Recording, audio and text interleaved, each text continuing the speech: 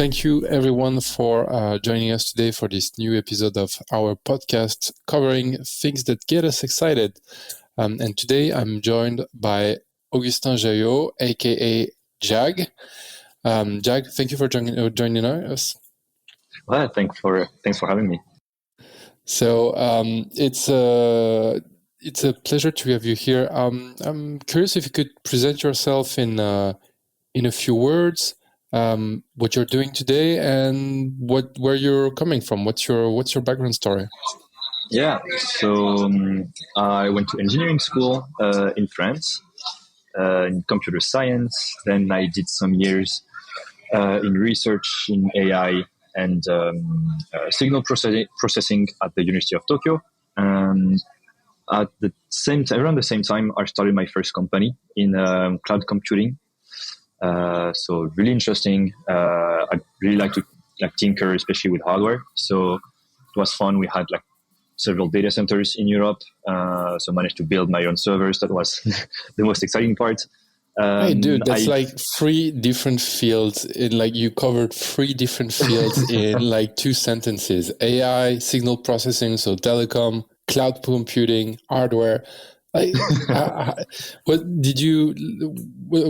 the reason for all of these? Were they things that you liked? Were they things that you were good at? How did you jump from so many fields in such a short period of time? I like to tinker a lot. Even really, really young, I like to build stuff from whatever I had at hand. So I don't like to say I'm good at things, but if I were to say I'm good at something, it's start something new. I usually, if I have to go deep into something to optimize as much as possible, that's where I tend to get bored. But discovering new technologies, discovering new things is always gets me excited, especially if it has to do with computer science and software development. So 0 to 1. Yeah, exactly. Yeah, this very startup-y sentence, 0 to 1. When I started researching AI, it was the first time I touched AI at all. Same thing for what kind of AI was it? Startup. So that's why it's a mix between signal processing and AI. The main subject was to monitor drug usage for elderly people because they tend to forget to take their drugs.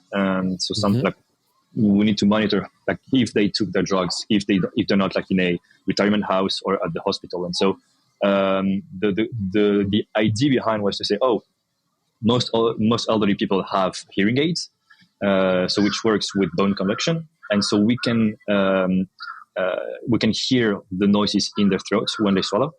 So there was already research done that managed to find different phases of the day. So right now they're eating, right now they're drinking. So they were already able to do that. And so from the drinking phases, my goal was to determine, are they drinking just liquid, or is there a pill in the liquid? So did they take their pill? Wow, that's super specific. That's really interesting. Did you did it work? Did you actually manage to distinguish between just swallowing the pill and swallowing the liquid? Yeah. So when I arrived, the subject has been going on for one or 2 years already, and they reached a ceiling of 60% success rate. But they were only analyzing sounds. And so at the time, it was in 2017, 2018, something like that. Audio AI wasn't that good. It was mostly done for NLP, so speech recognition, things like that. But the broad audio recognition wasn't that good in AI. And so I just asked, why not try signal processing? So transform the sound into an image, because image recognition AIs were much, much better at the time. And so with lots of filters and different.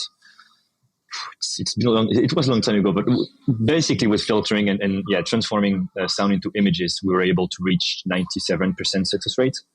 Very cool. So that was really, really interesting. That's really nice. And so then you went to cloud computing and building servers. Yeah, well, it actually came from the research a bit because I was coding on my computer, on my laptop, and I was also running the algorithms on my laptop. Because same thing in 2018, there weren't as many services as now, especially like at the AWS, Google Cloud. They have like AI processing services now. Whereas at the time, I remember I was using, I don't remember the name of the service, but basically it was a raw machine with GPUs. So you had to upload your code yourself, have the server run, and then get the results. And so I thought with my cousin at the time, why not build a computer, like a laptop in the cloud?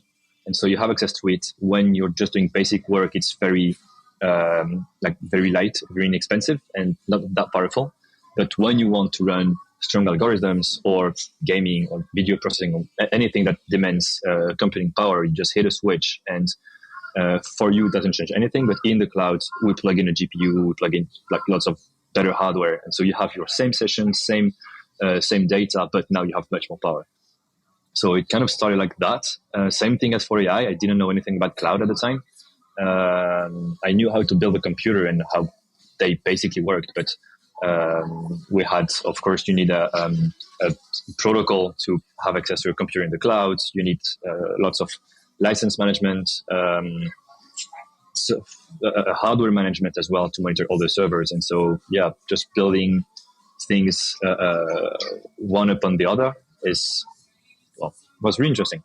It's complex, I imagine so. And so you built that from Japan with the servers being in Europe?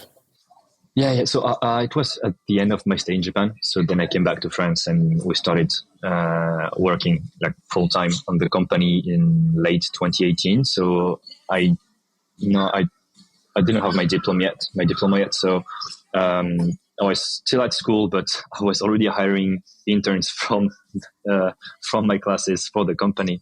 And yeah, I felt that was much more interesting than just staying in classes.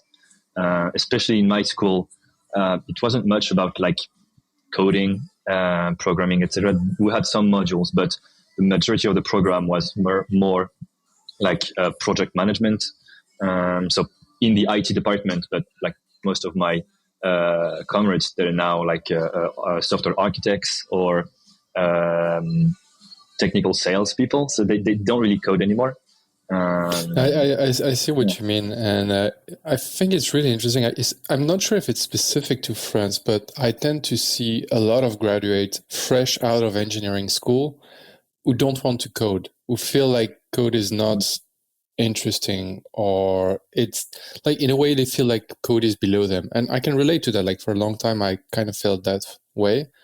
But then eventually I figured that, by coding is kind of like a superpower, because then you're not dependent on anyone. No, but like it feels weird to say so, but agree.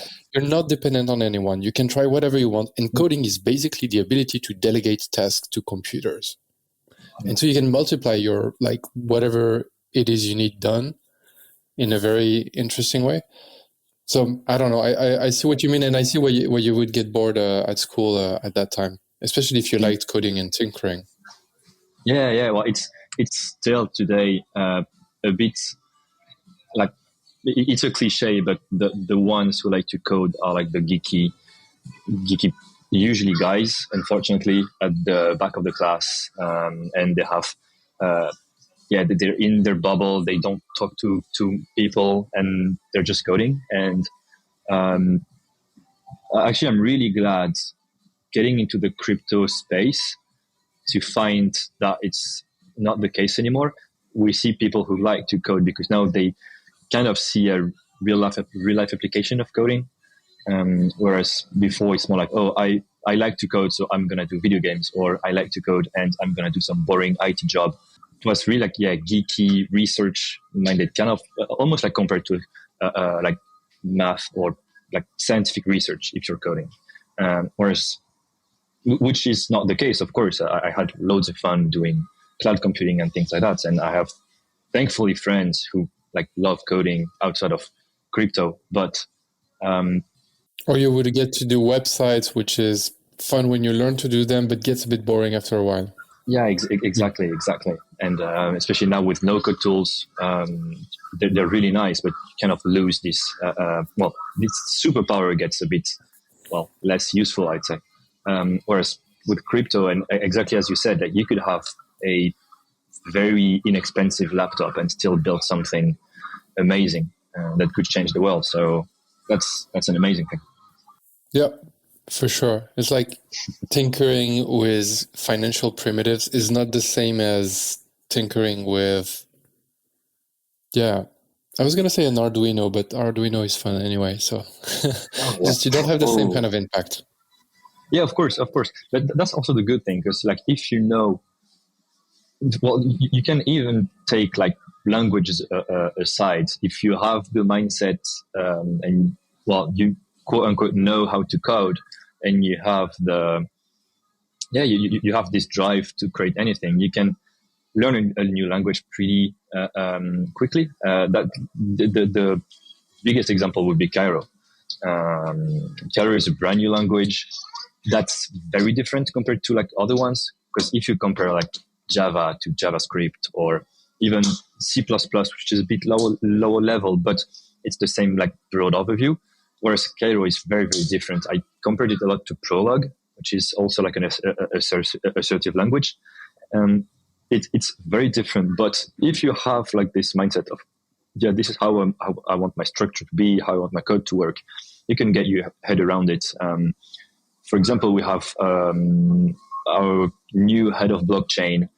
When he joined, he had no idea about Cairo, and he started with the OnlyDust Startlinks tutorial. In 2 days, he was proficient enough to he rewrote all the tests in using Protostar. So we migrated from Nile to Protostar, and in 3 to 4 days, he was already knowledgeable about all our code base, and now he's going strong, writing Cairo code. So super exciting. If you have this mindset, it's very, very cool. Really cool. So you did this cloud computing company. How long did you stay there, and what was the next step for you? So it lasted for about 3 years. We were supposed to raise funds because we reached the point of, okay, now if we want to grow bigger. So there were 7 people in the company at that point, without raising funds. So it was really good to stay for 3 years. But we reached that point of, okay, now we have small servers in several data centers, but we need to get bigger. And unfortunately, in hardware, to get bigger, you need to buy expensive hardware. So we plan to raise money early 2021. And that's when, unfortunately, the component crisis hit the worst. Oh, okay. So COVID hit in 2020, but for us, it actually was fine because people were going remote a lot, and we offered very, very powerful machines that they could use anywhere. And so we had loads and loads of people coming saying, oh yeah, the animation studios, video game studios, or engineering companies saying, oh yeah, we need your product, because that way from a laptop, from anywhere, as long as we have internet, we can have a very, very powerful machine. So we had lots of people coming to us, but we didn't have enough servers to host them all. So we needed funds to buy hardware. But that's when the component crisis hit early 2021. So with the crypto starting to go really, really high, especially in China, because it wasn't banned yet in China, it was almost impossible to get GPUs. Okay, so crypto tanked your former company, and then you got into crypto.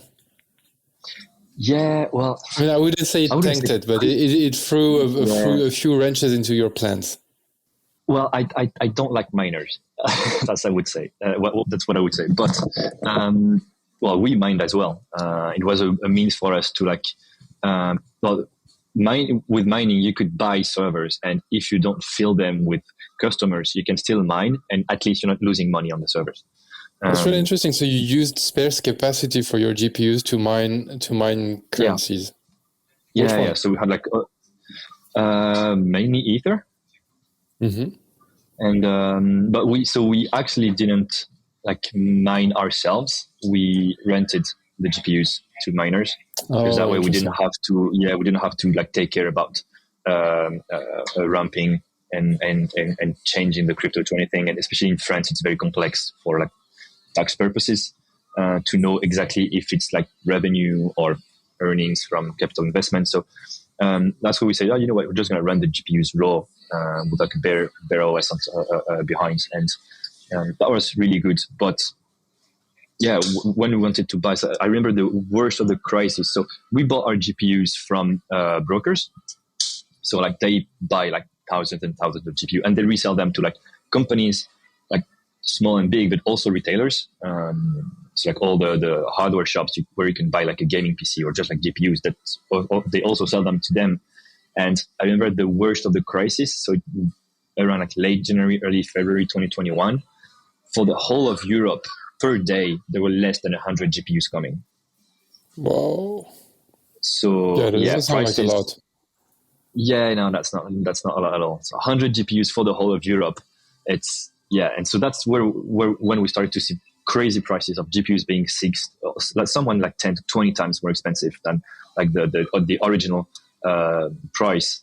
And when you buy hardware for like, usually hardware has to last 3 to 5 years, so it's not profitable at all, because you're going to have GPUs right now, but if you have a competitor that buys the GPUs in 2 years time, when they should probably be much cheaper, which is the case now, they're more affordable, well, they're going to win over you because the prices are going to be like 20 times less. So in the end, well, it was like a double-edged sword, because, well, in the good sense of the way, because they were much more expensive, but because other people couldn't get their hands onto them as well, we could sell our machines like 10 times the price, and people didn't care.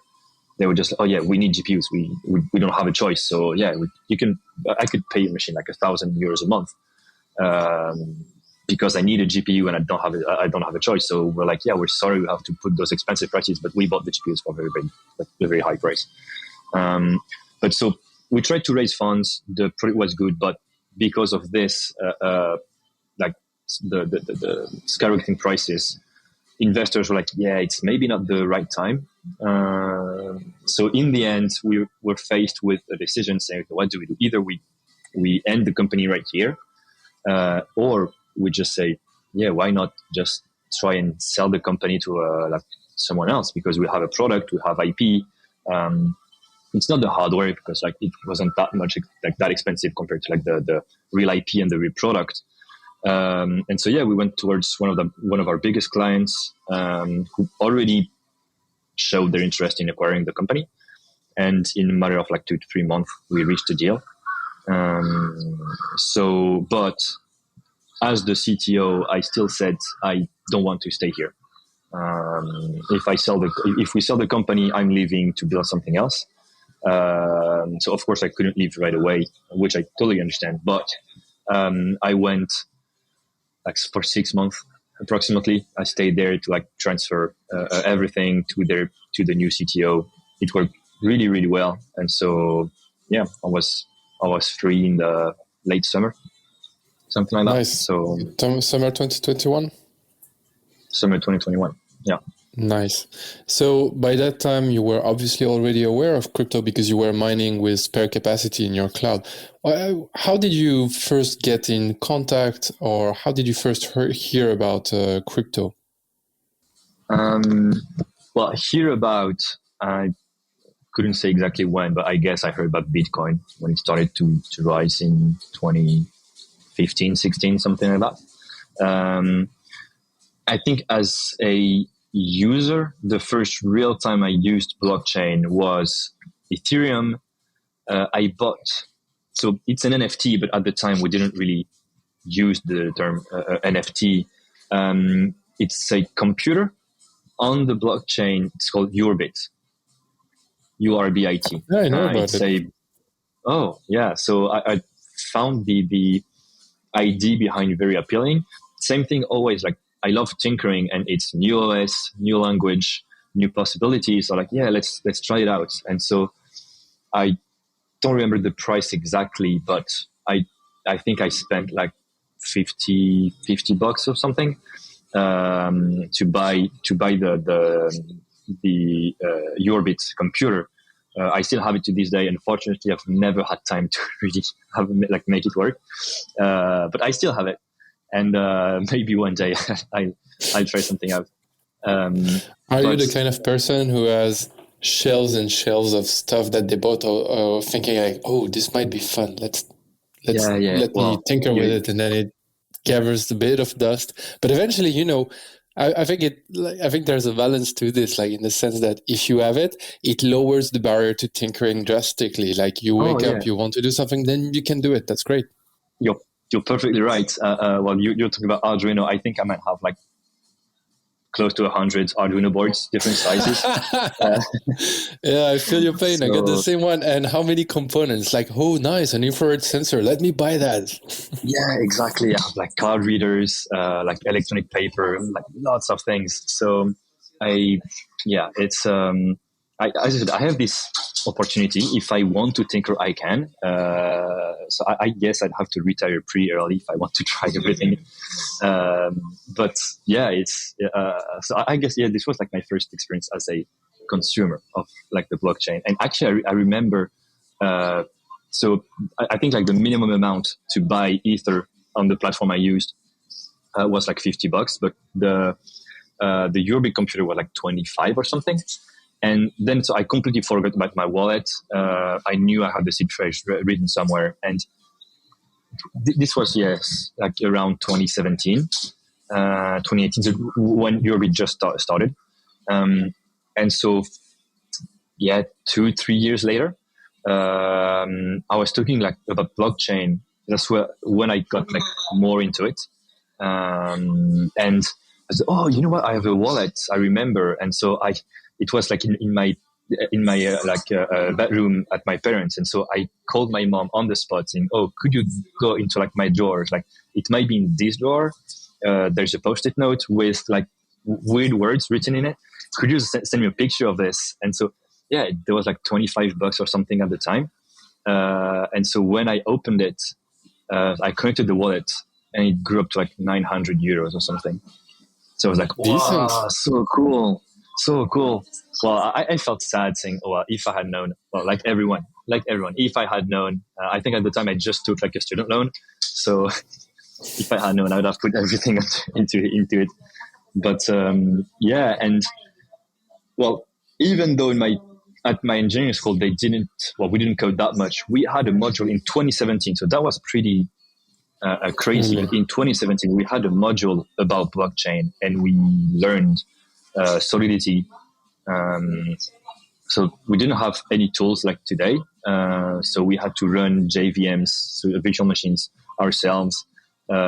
We didn't have any idea about what we could do. Like our understanding of smart contracts were literally, they were smart contracts. So it's a contract that gets automatically enforced by the blockchain. So we used it for like the demo projects we did. I think we had one like to automatically distribute copyrights. So like if you buy a song, it would give like X% to the artist, X% to the producer, etc., etc. And that might sound familiar, but we also had one to manage football player transfers. Nice. In 2017, so we didn't do anything with cool. it. And well, we should have. But and we had no idea about NFTs and like all the financial things we could do at that time. So I think there's just like you're saying, but had I known at the time, I would have bought more ETH. Yeah. I think like for software development and especially for new platforms and new paradigms such as blockchain or ZK rollup, there's this thing where when you're in the midst of, this just happened, and what you're describing of 2017 ETH, the tooling is clunky, you don't know what you're doing, it's a new paradigm, so you're not sure what works, what doesn't. I think we're kind of in the same period for ZK rollups. Like the tooling is suboptimal. There are new options and new things you can do, but it's unclear what it is you're doing exactly. And so when you look back at 2017, it's easy to say, but we could have done NFTs, we could have done that. But then, it took years for people to actually build usable stuff first, to build proper tooling, and to find actual product market fit. And I think that probably some people will look back at today with the same kind of, oh yeah, of course, Zika wrap, we should have used this to do this and that and that. But that's part of what makes it interesting, right? We're exploring, and it's not clear where people, what exactly should be built. But it's interesting. Yeah. I completely agree. I think we still have a bit of a heads up compared to like early Ethereum because, well, we've already seen what happened. We have a better, at least like for me, I have a better view of, okay, this can be achieved with crypto, and this makes sense at least to build it with crypto, because there's also this question of why bother with crypto, and why like write something on the blockchain. And I'm not a strong advocate of putting everything on the blockchain. So it has like to be useful and to have a real sense of, okay, why I'm putting this here. For instance, right now, and I'll get a bit like on what I'm doing right now, but we're building on the blockchain, we're building on StarkNet, but we have like modules, and we know we're not going to put it on StarkNet because it doesn't make sense. But now we know it's also like if you see like the creation of the internet in the late 90s, if you wanted to meet people and to discuss about that, you had to be in the Silicon Valley, and that's it. And so you had to be around Google, Facebook, and all those companies to be like in this kind of emulating space. Whereas now, with social media and everything, you can meet people from all over the world and still like learn, share a lot. I think there's also this huge vibe of open source that I really love. Yeah, me too. I'm gonna make money out of this because I created it, and people know I'm the creator of this technology. But it can also be very useful as a base, or like some parts of it, to other people to build something really cool. So yeah, sure, please use it and make it better. And if you have something better than me, then why not use it as well?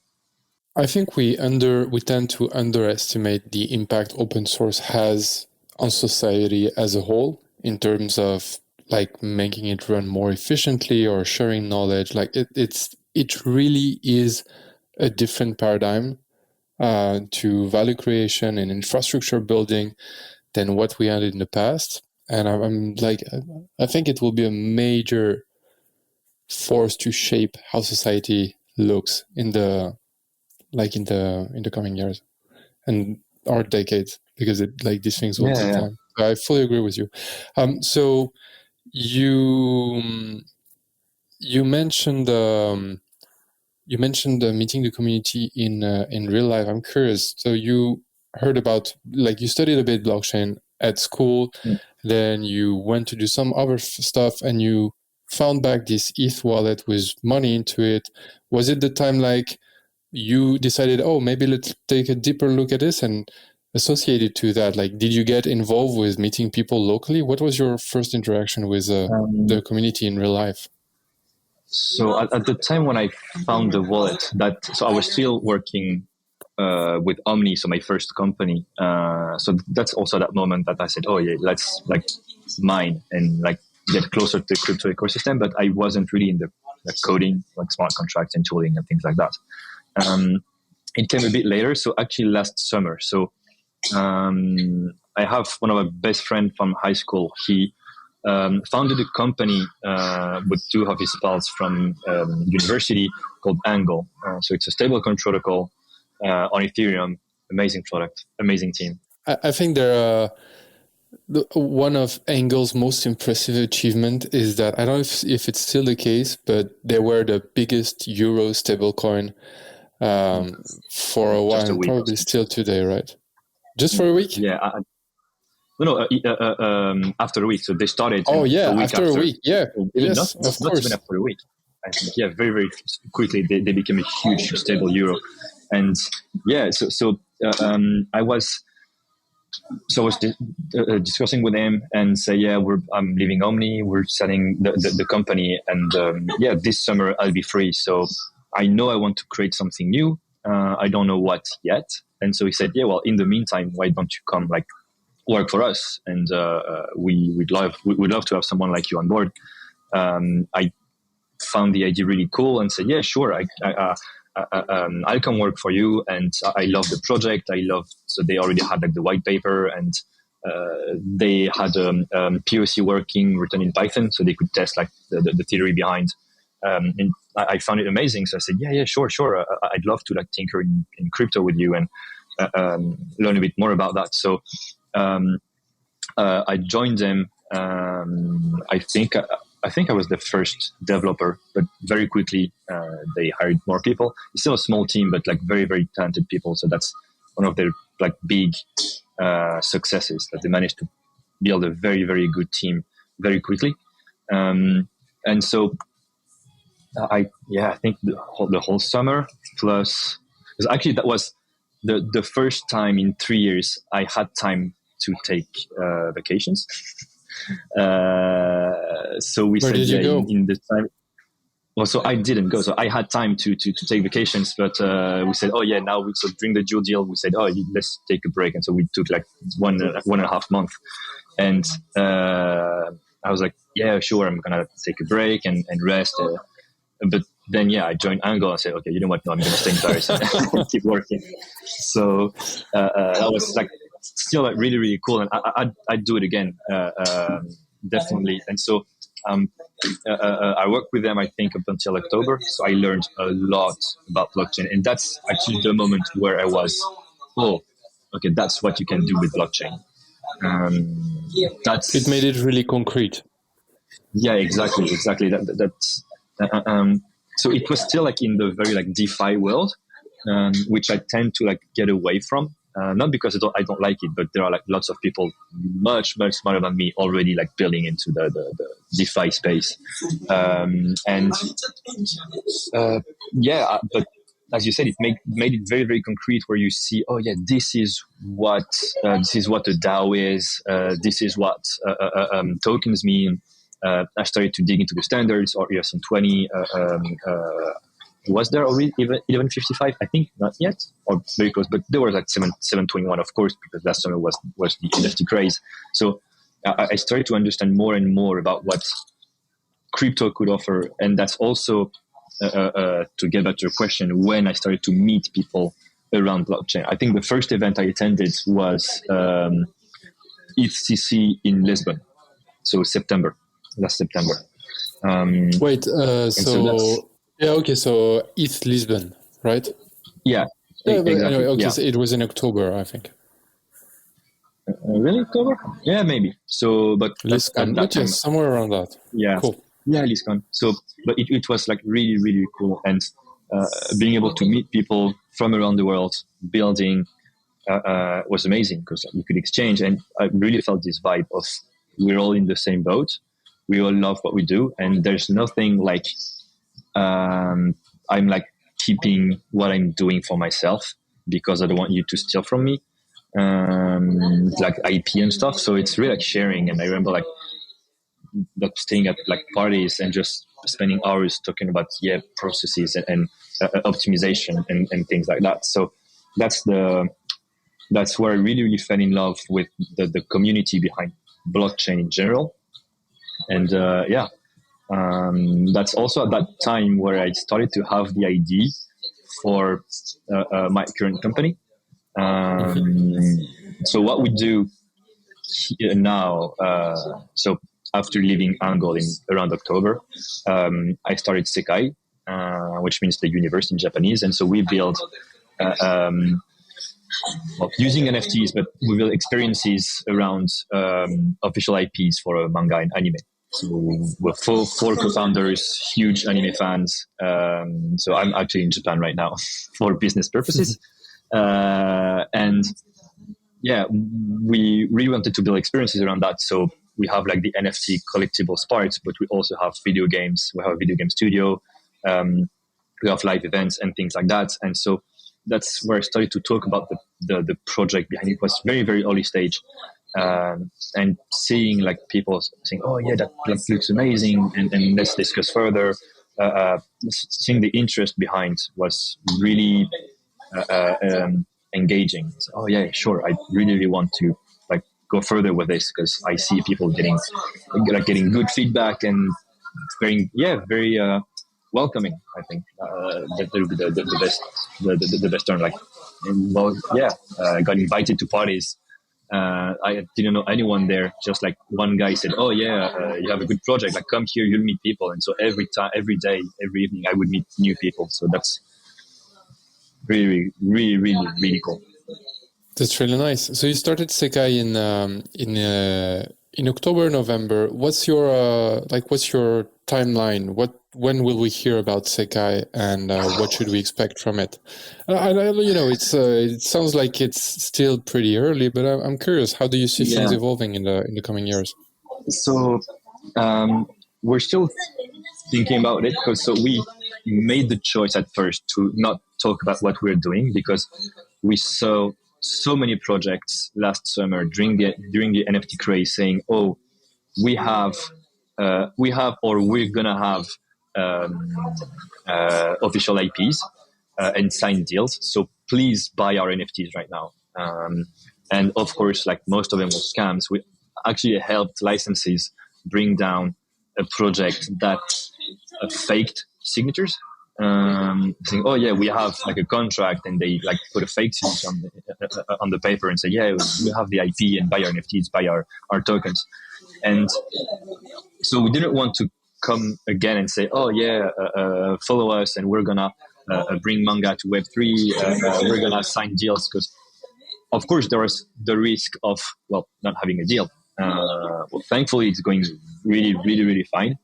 I can't say it more in detail, unfortunately, but hopefully by the end of the year we should release something. And it's very complex, and that's one of the big challenges. I think there are several, but bridging Web3 and the real world together, it's like bringing IPs into Web3 is a big challenge. In what terms? You mean in legal one, in a UX one, in a tech one? Like, what's the biggest challenge around that? Everything. I guess you could even say tech is the least of our problems. So we know the tech, we know it works. Of course, we've built things custom for this, but legal is it's no government really has laws and IP laws regarding NFTs. So like we're taking parts here and there, working with Japan. Of course, we have to take care about like Japanese regulations and European regulations because the company is French. You also have, as you said, UX, and so we don't want to bring this project just for crypto savvy people. We want to bring it for everyone, especially all the manga fans and anime fans. And so, how do you teach people about wallets, crypto, ramping, etc., without being without giving the lectures about it, and especially we want young kids to come. Yeah, it sounds like something where account abstraction can use, right? Or not really? Yeah, definitely. Yeah. Well, it definitely is because the account abstraction is really, really great because we can do pretty much whatever we want with it. It's good and bad. But I guess you could say this for every new tech and every new product. But you need people to be able to access it even without you. So you at least need a bit of a standard. And we start to see this in StarkNet, for example. Now you find the underscore execute underscore function into like the account contracts, and now the compilers take this into account to say, oh yeah, this is an account contract. And this will execute transactions. So we start to see those standardizations. But account abstractions allows you to have like decentralized self-custodial wallets in a sense. And so it's way easier to get people on board because you don't have, well, it's not complex, but we don't want to have to tell people, oh, here is your seed phrase. Please keep it, because if you lose it, you're dead.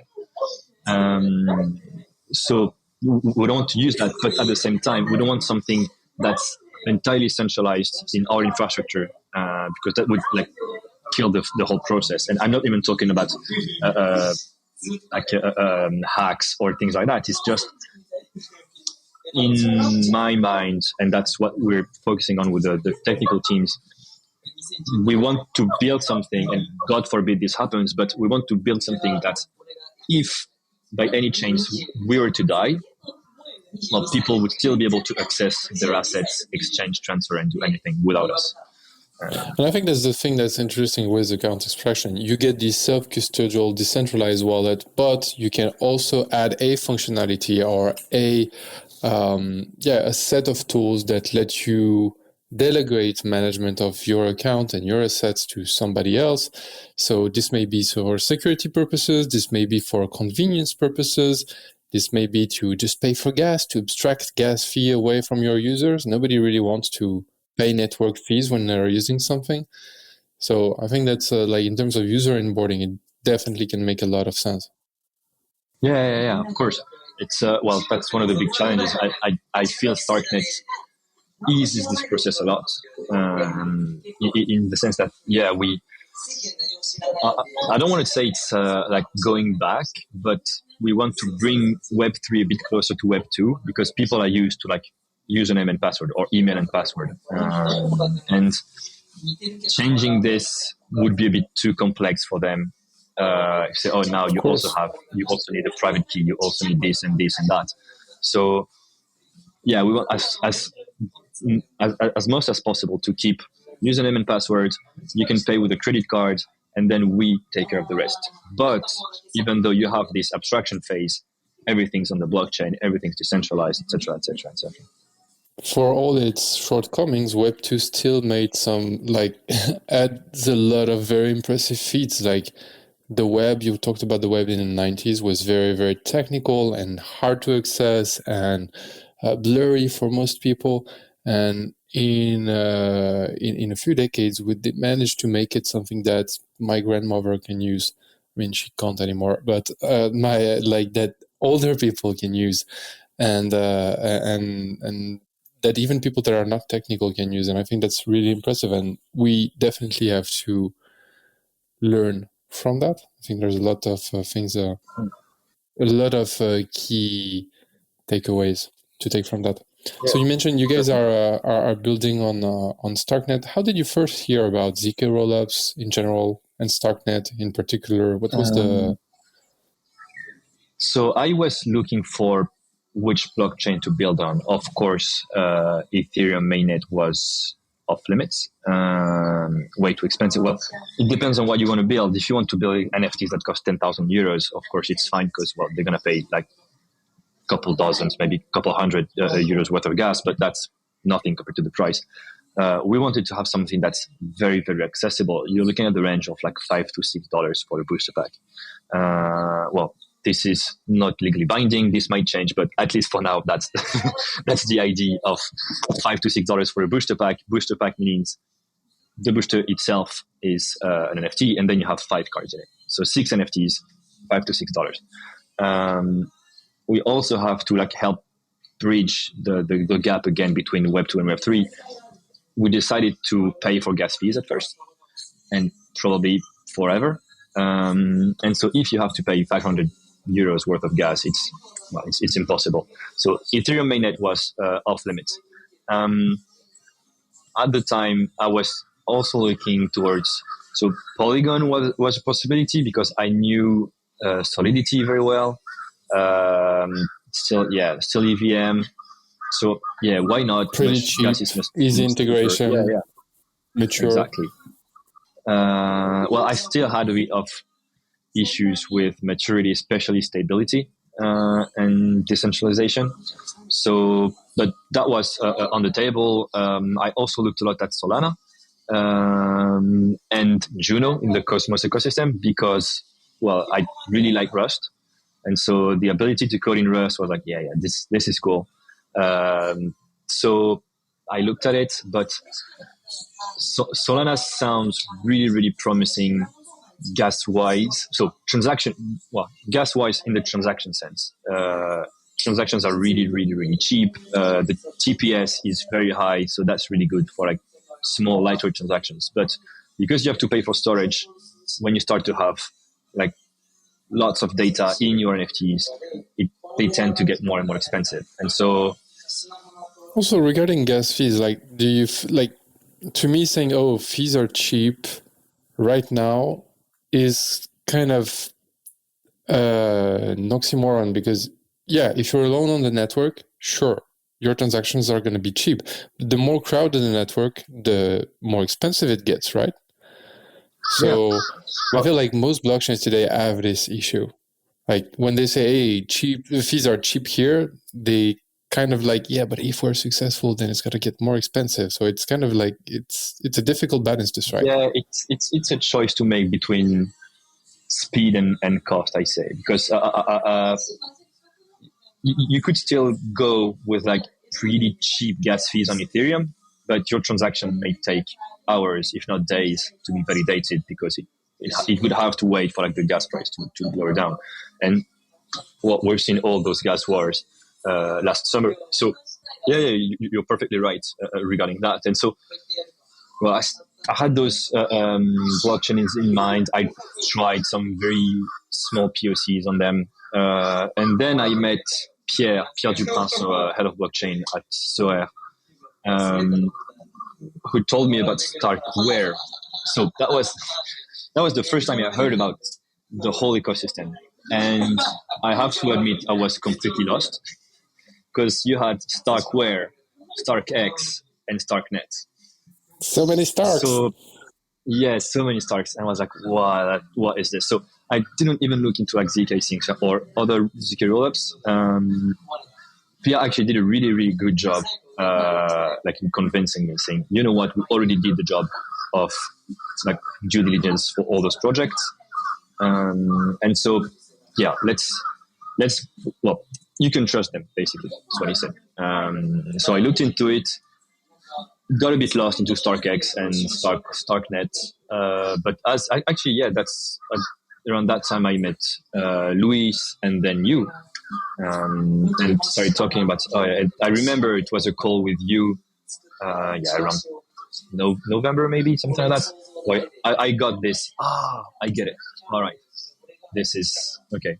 Now it clicks, and this is how it's gonna go. So I really, really like it, and the all the emphasis you have on like the community and the builders in StarkNet. I really, really liked it, and so I said, yeah, sure, that's where we're gonna go.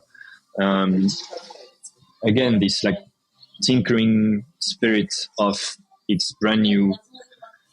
It's, well, I have to say it, but at first it's like a bit crap because you don't have any tooling, well, barely the bare minimum. And I get why for some people it's impossible to get started for this. And I don't think I would advise for a beginner in the blockchain realm to start on StarkNet. Well, I would have said that a couple of months ago at least. Now, I think it depends on what kind of beginner. Like I think that if you're a beginner that is not afraid of debugging stuff and pulling your sleeves up and who likes to make shit work, because that's what it comes down to. If you're willing to say, I know this can work, let me just try to make it work. And you don't get frustrated when, it doesn't work out of the box, how do I fix that? Then if you have this kind of, curiosity and willingness to go further, I think it's not that bad to start with StarkNet. We need to make it better, for sure, and it will. But yeah. Well, so that was my feeling like when I started StarkNet. But now, seeing what the community and Starkware as well have brought up since I started, so like 9-10 months ago. Much less than that, man. Much less than that. I think like it's in the last in the 6 last months, 9 months, not I 9 think. or 10. Yeah. Yeah, well, Okay. I started 9 months ago, I think. But even in like 6 months, it's amazing like how quickly it developed. And now with projects, so I talked about Starklinks before, Protostar as well. So with those amazing projects, I find that it became much more accessible. And you could have people starting coding on StarkNet and Cairo, because you have community, you have documentation, you have tools to get you started, and understand the core concepts around that. And once you're good to go, you can tinker on your own. So that's what I really like, is seeing like both the community and the team behind really like hearing what the users have to say. And yeah, we'd like to have this. And I remember like all the discussions about like the fee system and how can we make it work. Could we try something new? What should it and shouldn't we do? Discussions, like all the discussions on shamans. So like all the community forums saying, yeah, so how do we make documentation? How do we make wallets? To have this like standardization. And I really find this appealing. At least I kind of feel like I'm at the beginning of something huge.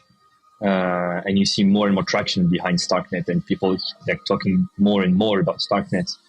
And they're like, yeah, and look, I'm in there, and I was there like 6 months, 9 months ago, and it feels so rewarding saying, I bet on the right horse.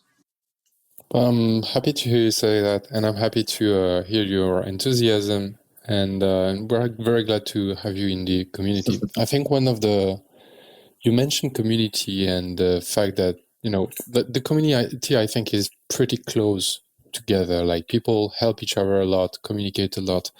And I think as we grow, as the community grows, and how we make it, we're going to make it easier and easier for people to get in. So we're going to have more and more people.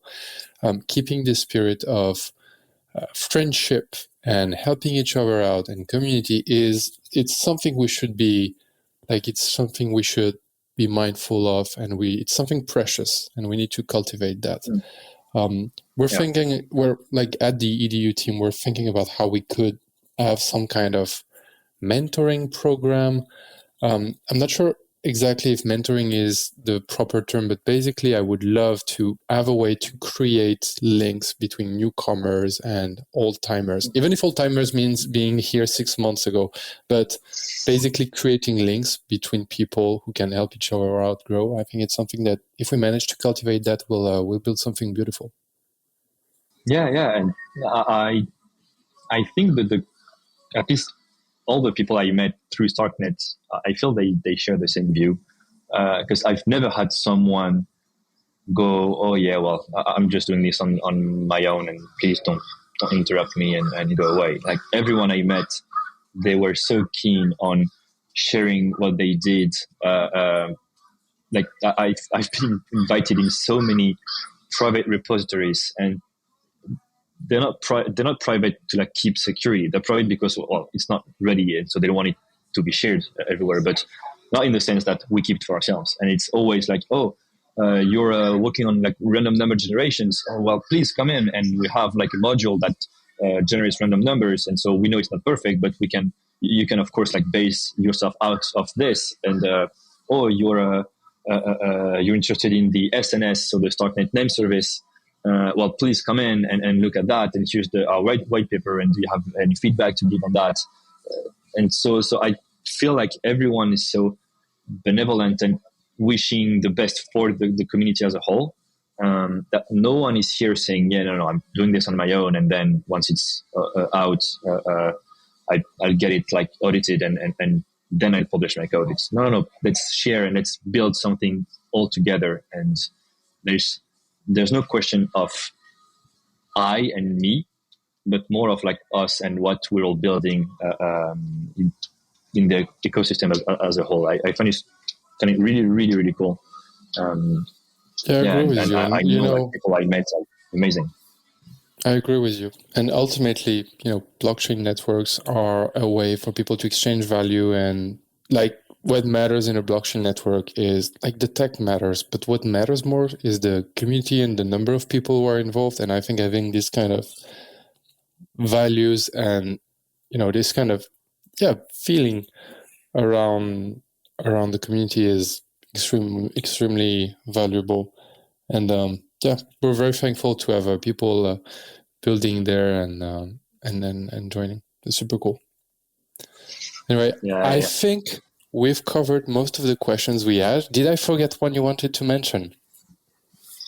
You said really. You prepared something around Dogecoin. I'm curious to hear what you did with Doge. I got some. I got some Doge like a long time ago. I remember. So of course I have like most builders in the space. I have crypto but I don't like hold tokens. I place in protocols and things like that because also I want to see them grow.